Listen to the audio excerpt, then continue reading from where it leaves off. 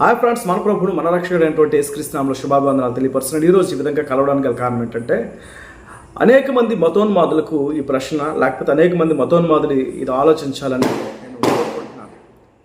నేను భక్తిలో ఉన్నటువంటి లేకపోతే మంచి హిందూ సహోదరులకు నేను ఈ యొక్క వీడియో చేయట్లేదు. కొంతమంది మతోన్మాదులు ఉన్నారు. కరుణాకర్ సుగ్ని లాంటి వారు, లేకపోతే రాధా మనోహర్ దాస్ లాంటి వారు, లేకపోతే పంది ప్రసాద్ లాంటి వారు, లేకపోతే కిల్లి భాస్కర్ లాంటి వారు, ఇటువంటి వారు ఉన్నారు మతోన్మాదులు అనబడిన వారు. వీళ్ళు యేసుక్రీస్తు పైన బురద చల్లడం, పాస్టర్స్ పైన, విశ్వాసుల పైన, బైబిల్ పైన బురద చల్లే వీరికి నా ప్రశ్నలు, వీరికి మాత్రమే ఈ వీడియో, ఇంకెవరికి కాదు. ఒకవేళ ఈ వీడియో మీకు ఎవరైనా వీక్షించండి, కానీ ఇది మీ కొరకు కాదు.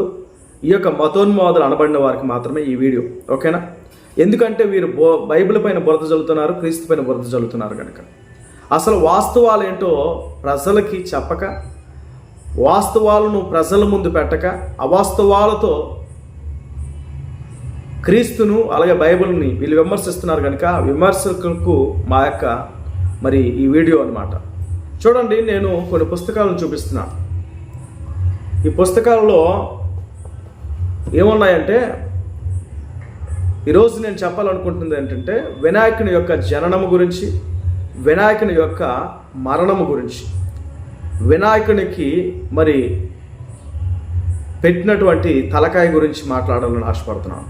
ఈ 3 విషయాలు నేను మాట్లాడాలనుకుంటున్నాను. ఒకటోది, వినాయకుని యొక్క పుట్టుక ఎలా జరిగింది అనే విషయాన్ని మనం ఆలోచన చేస్తే, ఒక్కొక్క గ్రంథం ఒక్కొక్క స్టోరీని చెప్తుంది. ఒక్కొక్క గ్రంథం ఒక్కొక్క స్టోరీని చెప్తుంది. జాగ్రత్తగా వినండి. శ్రీ మత్స్య పురాణం అనేది ఉంది కదా, ఈ శ్రీ మత్స్య పురాణం అనేది ఒక స్టోరీ చెప్తుంది. ఏమని చెప్తుందంటే, వీళ్ళు తయారు చేసుకున్నప్పుడే, ఒక పురుష ఆకృతిని తయారు చేసుకున్నప్పుడే, ఆ పురుష ఆకృతిని ఎలా తయారు చేసుకున్నారంటే, ఏనుగు ఆకారంలో తయారు చేసుకున్నారు. ఏనుగు వంటి రూపంతో ఒక మనిషిని తయారు చేసుకున్నట్లు ఈ యొక్క మత్స్య పురాణం చెప్తుంది. శివపురాణం అనేది ఏం చెప్తుందంటే, చూడండి, ఈ శివపురాణం ఏం చెప్తుందంటే, పార్వతి తన యొక్క నలుగుతో, తన శరీరానికి రాసుకున్నటువంటి నలుగుతో, ఆ నలుగు ముద్దలతో ఒక వ్యక్తిని తయారు చేసింది, ఒక బాలుడిని తయారు చేసింది అని చెప్తుంది. శ్రీ గణపతి పురాణం మనం చూస్తే, శ్రీ గణపతి పురాణం, ఇది మహాగణపతి పురాణం చూస్తే, ఈ మహాగణపతి పురాణంలో ఏం చెప్తుందంటే, అక్కడ ఉన్నటువంటి శివుడే మట్టిని తీసి ఒక బాలుని రూపాన్ని తయారు చేసి అది పార్వతి చేతికి ఇచ్చినప్పుడు, ఆ యొక్క బాలుని రూపము చాలా అందంగా కనిపించినప్పుడు ఆ యొక్క బాలుని రూపంలో ప్రాణం పోసినట్లు, ఆ విధంగా గణపతి యొక్క జననం జరిగినట్లు ఆ యొక్క గ్రంథం చెప్తుంది. ఈ శివ మహాపురాణం ఏం చెప్తుందంటే, ఈ శివ మహాపురాణము శివగణముల మధ్యన మనం ఉన్నాం కనుక, పార్వతి నువ్వు మన కొరకు ఏదైనా మనకు సంబంధించిన వ్యక్తిని తయారు చేయు అని పార్వతి యొక్క చెలికత్తెలు అడిగినప్పుడు, శివ మహాపురాణం ఏం చెప్తుందంటే, పార్వతి తన శరీరం నుండి వచ్చినటువంటి మలినము, తన నలుగు పెట్టుకున్న తర్వాత తన శరీరం నుండి వచ్చినటువంటి ఆ నలుగును తీసి ఒక పురుష ఆకృతిని, బాలుని ఆకృతిని చేసినట్లు మనం చూపిస్తుంది. అయితే ఇంకొక పుస్తకం ఉంది నా దగ్గర. ఈ గ్రంథం ఏం చెప్తుందంటే, శ్రీ బ్రహ్మవైవర్త మహాపురాణం.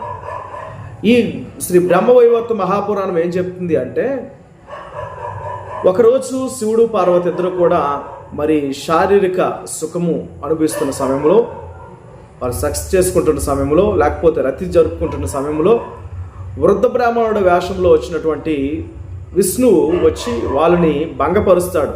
భంగపరిచినప్పుడు వాళ్ళు ఆ యొక్క కార్యక్రమం జరుపుకుంటున్న సమయంలో టక్కును లేచినప్పుడు శివుని యొక్క వీర్యము మంచం మీద పడినప్పుడు, వాళ్ళు బయటకు వచ్చేసరికి శివుని యొక్క వీర్యము పడినటువంటి ఆ మంచము మీద ఆ శివుని యొక్క వీర్యంలో విష్ణువు కొట్టుమిట్టాడుతున్నాడు. అలా ఆ విష్ణువే శిశువుగా అక్కడ కొట్టుమిట్టాడుతున్నప్పుడు ఆయనే గణపతిగా, గణేష్గా చెప్పబడుతుంది ఈ యొక్క గ్రంథంలో. అంటే ఈ యొక్క 5 గ్రంథాలు కూడా 5 రకాలుగా మనకి వివరిస్తున్నాయి. అంటే ఇందులో ఏది అసలైన కథో ఎవరికీ తెలియదు. కానీ ఈ పుస్తకాలు ఏవి కూడా మనకు సహోదరులు ఈ యొక్క మతోన్మాదులు అనబడిన సహోదరులు ఎవరు కూడా చదవాలి. కరుణాకర్ సుగుని కానీ, రాధామోహన్ దాస్ కానీ, కిల్లి భాస్కర్ కానీ, ఈ లలిత్ కానీ వీళ్ళెవరు కూడా చదవరు. వీళ్ళు బైబిల్ మీద బురద చల్లుతారు. వీటి మీద మరి మాత్రం ఆలోచన పెట్టరు. ఎందుకంటే ఇవి ఎంత డిఫరెంట్గా ఉన్నాయనే సంగతి వారికి తెలియదు. వారు చదవరు కనుక ఎంతసేపు బైబిల్ మీద బురద చల్లితే 4 డబ్బులు వస్తాయని వాళ్ళ బాధ, ఇంకేం లేదు. ఓకేనా? అయితే ఈ యొక్క గ్రంథాలు ఇలా చెప్తున్నాయి. ఓకే, ఒకటి జననం గురించి మాట్లాడడం, ఒక్కొక్క పుస్తకం ఒక్కొక్కలాగా ఈ యొక్క గణపతి యొక్క పుట్టుకని గురించి చెప్తున్నాయి. రెండో విషయం ఏంటంటే గణపతి యొక్క మరణం గురించి చూస్తే, ఈ గణపతి యొక్క మరణం ఎలా కొన్ని గ్రంథాలు ఏం చెప్తున్నాయంటే, ఫస్ట్గా మనం చూస్తే కొన్ని గ్రంథాలు శివుడు వచ్చి ఆ యొక్క బాలుని యొక్క శిరస్సును ఖండించినట్లు అనేక గ్రంథాలు చెప్తున్నాయి. కానీ ఈ యొక్క బ్రహ్మ వైవర్త మహాపురాణము అనే గ్రంథము, ఈ బ్రహ్మ వైవర్త మహాపురాణం అనే గ్రంథము ఏం చెప్తుందంటే, గణపతి యొక్క మరి పేరు పెట్టడానికి, లేకపోతే గణపతి యొక్క పేరు పెట్టే దినము వచ్చినప్పుడు అందరినీ ఆహ్వానించారు. అలాగే ఆ ఆహ్వానింపబడిన వారిలో శనీశ్వరుడు కూడా ఉన్నాడు. శనీశ్వరుడు వచ్చినప్పుడు ఈ యొక్క పార్వతి అంటది, ఇదిగో శనీశ్వర, నా యొక్క చూడు, నా బిడ్డ ఎంత బాగున్నాడో, నా బిడ్డ యొక్క ముఖం చూడవా అని మాట్లాడినప్పుడు ఆ యొక్క బిడ్డ ముఖము శనీశ్వరుడు చూడగానే, ఆ యొక్క శనీశ్వరుడు చూపు పడగానే పార్వతి ఒడిలో ఉన్నటువంటి ఆ యొక్క వినాయకుడు లేకపోతే గణపతి యొక్క తలక ఎగిరిపోద్ది. అర్థమవుతుందండి? ఇంకొక పుస్తకాలు ఏం చెప్తున్నాయి, శివుని యొక్క చేతిలో శివుని యొక్క త్రిశూలం వలన ఆ యొక్క గణపతి యొక్క తలక ఎగిరిపోయిందని చెప్తుంటే, ఈ పుస్తకంలో మాత్రము శనీశ్వరుడు వచ్చి చూసేసరికి ఆ యొక్క పార్వతి ఒడిలో ఉన్నటువంటి వినాయకుని యొక్క తల ఎగిరిపోయినట్లు ఈ యొక్క గ్రంథం వివరిస్తుంది. అంటే ఏది వాస్తవము, ఏది వాస్తవమో కూడా వీరెవరికీ తెలియదు. ఏది వాస్తవమో వీళ్ళందరికీ కూడా తెలియదు. కానీ పిచ్చిగా బైబిల్ మీద వాగడం మాత్రం వాగుతూ ఉంటారు. పిచ్చిగా బైబిల్ గురించి మాట్లాడడం మాత్రం చేస్తూ ఉంటారు. ప్రియమైన వాళ్ళరా, కనుక ఆలోచించండి ఇవన్నీ విషయాలు కూడా. ఇంకొక వీడియోతో మనం కలుద్దాం. Thank you, bye.